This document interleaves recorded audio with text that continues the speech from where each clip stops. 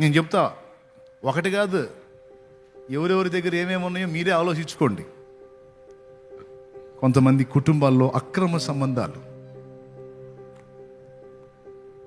నువ్వు నీ ఫ్యామిలీ మొత్తం ప్రార్థనా పరులు కావచ్చు, కానీ నువ్వు మాత్రం అక్రమ సంబంధంలో కొనసాగినప్పుడు నీ ఇంటి మీద ఆ శాపమే ఎల్లుబడి చేస్తుంది. ఎందుకంటే వాడి మేకు ఒకటి ఉంది నీ దగ్గర. అమ్మ, నువ్వు ఎంత మంచిదానివైనా, మిగిలిన విషయాలు ఎంత మంచిదానివైనా, ఎంత భక్తురాలువైనా, ఎంత ప్రార్థన చేసినా, ఉపవాసాలున్నా,